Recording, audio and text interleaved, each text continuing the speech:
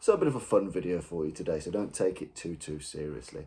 We're going to be looking at some of the types of weapons that would have been used by the infamous Kray twins. Now the Krays were a set of London gangsters, twins raised in London's East End in Bethnal Green.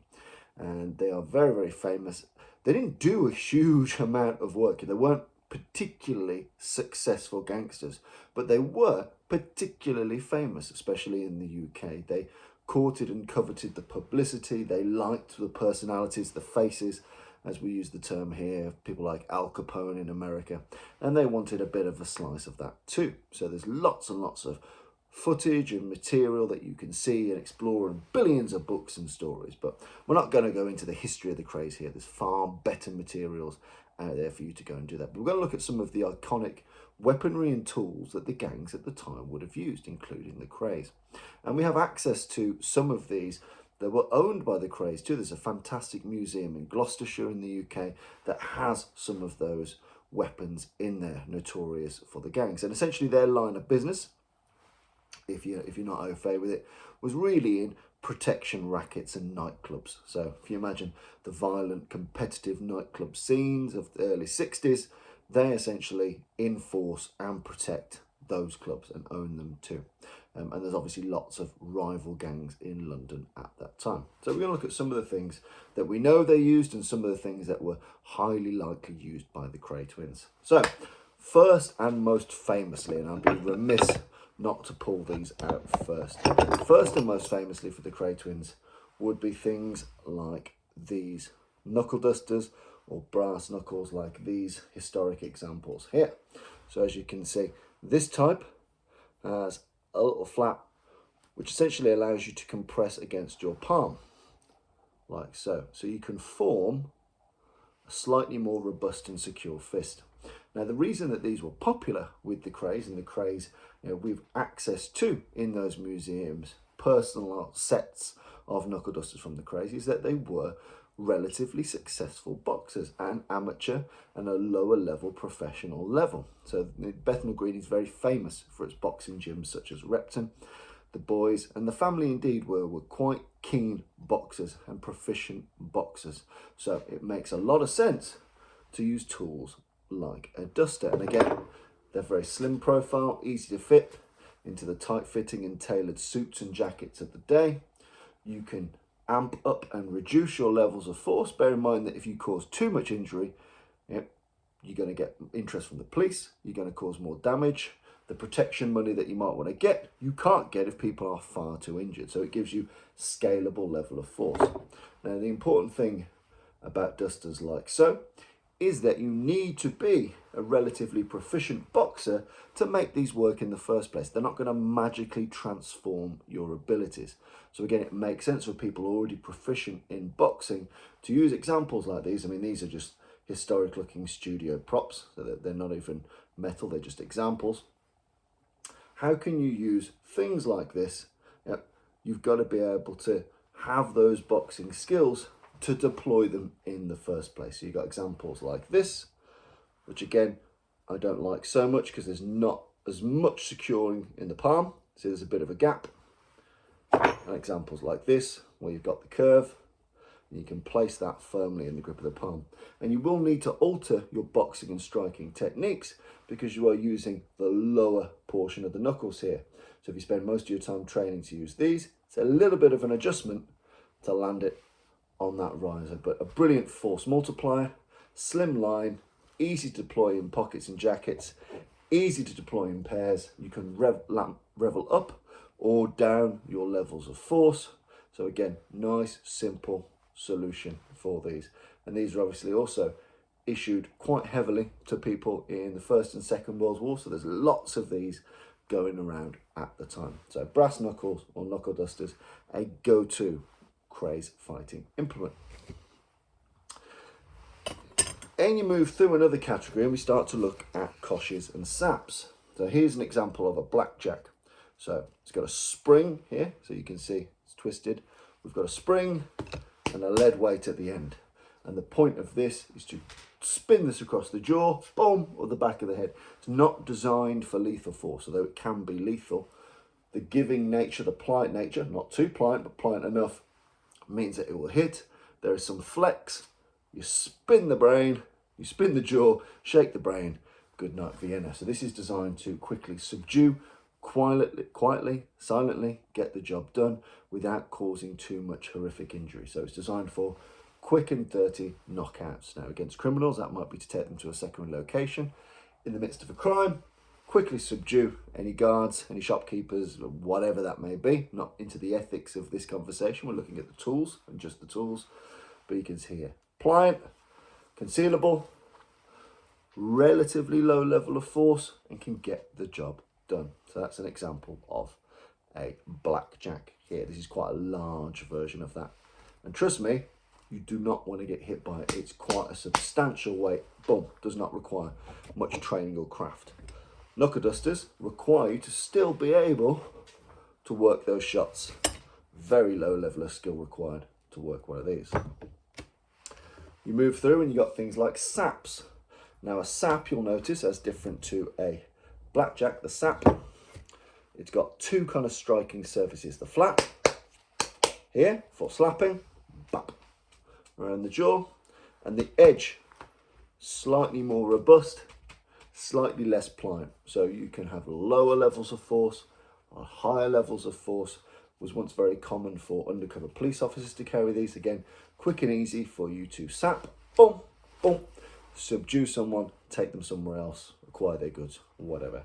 And again, you can see a little bit of a retention lanyard here. The efficacy of these somewhat in doubt, but you got the idea. So, blackjack, sap. We put these, in British gang parlance, the word kosh can be used for this, can be used for this, could be used for a rock in a sock. It's a blunt instrument that has some degree of pliancy to it that's not designed to kill you. It's only designed to knock you out. And you move through and we have examples of this in that Gloucester Krays museum, like I was talking about. We've got these again under the definition. Some people in the UK would also call something like this a kosh. This has no pliancy whatsoever. But as you can see, it's just a turned hard wood, small, slim profile, often used as a fishing judge, or designed as a fishing judge. But you can see, really simple, bang, bit of hardwood, bit of oak, whatever, nice little truncheon. Again, this is not designed to cause particularly fatal injury. It's designed for quick and dirty knockouts, and this one is designed to be rather concealable and get the job done. So you can see here, traditionally, truncheon, but could also come under the definition of kosh. And if you move further up the food chain, you've got something like this. Again, more truncheon-like, bit more business-like. You might think inter-gang violence. So this might be for ambush and surprise. This might be a tool if you know something's coming. More robust, you can use it with two hands or one, although it's designed really for a one-handed weapon. Weighted at the end. Some of these you drill holes and put lead in there, add a bit more weight to it, but you can see here a nice big truncheon tool that you can use. But like I said, this is for more set-piece gang violence affairs. Now, obviously being criminals, another smart move to have is to use tools themselves, such as crowbars, because if you need to gain surreptitious entry into a place, as well as be able to defend yourself easily, and as well be convincing that these are just tools that you have in the back of your car as a tradesman, as a mechanic or whatever, but even just the carrying of some type of traditional tool like a hammer, like a crowbar. Here you got multiple uses for this, for gaining entry and as a self-protection weapon in a pinch. And as you can see, they don't all have to be massive. This is quite a slimline crowbar that could do many, many tasks very easily. So again, we see examples of this. Move our way through to firearms, and I won't spend too much time on this because they're still not hugely proliferate in the UK at the time, but they are more proliferate then than they are now. So here's an example of a 45 Colt. Again, this is just a prop, deactivated prop, but there'll be lots of things going around like this because huge amount of wartime surplus. You got to think we're in the early 60s. Huge amount of people's parents, grandparents bringing back Lugers, P38s, Colt 45s, having their Webley revolvers from their British service. These are brilliant war trophies. They make souvenirs. You would trade them with people. There's a lot of access to wartime weapons at that time. But London and the UK not having a gun culture, if you did use something like this, it's guaranteed to make the press. It's guaranteed to make some noise. So it's not hugely done. It's not a hugely done thing. But obviously there is access to tools like so. So often proliferate weapons from the many and myriad theatres of World War II. And people are still finding Bren guns, Sten guns, Webley revolvers, 45s from the Second World War today in old granny's attics. They are everywhere. Move through to bladed articles, and I'll start with a nice simple one, very ubiquitous one for British military service. This is a naval one, but there are army versions too. As you can see here, it's got a rather nasty marlin spike to it at the end. You would not be on the receiving end of that. And it's got this blade here. You can't really thrust with it, but it makes a pretty wicked cutting tool. But again, pretty much all servicemen were issued something like this, and there is a whole range of pocket and jackknives available to people at the time. And it's not really a social taboo to be having one of these. It is today, it's not then. So types of jackknife, like so. There is a huge influx of Italians and therefore Italian gangsters, especially in London at the time, and many of them were rivals to the Krays, and that caused proliferation in things like these. Easy to use, easy to deploy stiletto blades. So as you can see here, they're never particularly long, but they're easy to conceal, quick to draw, they're relatively sharp, and they've got a wicked thrusting point. So again, blades like this would have been very popular because the UK is picking up on American culture at the time. So things that were popular in the 50s in America are starting to be very popular in the UK in the 60s. That goes for fashion, culture, music, and so on, and gang violence, and therefore gang weapons. So things like this make a lot of sense. And then moving through, the Krays were quite famous for their use of and collecting of sword bayonets. So British Army bayonet isn't particularly spectacular as a weapon. This isn't a British Army bayonet, but it gives a good example.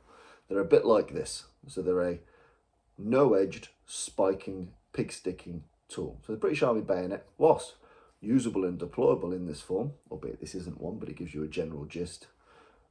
The Krays had many, many, many examples of sword bayonets like this, which were a lot more proliferate for other armies in the Second World War and pretty much every army in the First World War. So you can see that pretty much sword size. They were quite famous for having like a cutlass, hanger, those types of weapons, which are blades a little bit longer than this. Essentially a machete with a knuckle duster attached.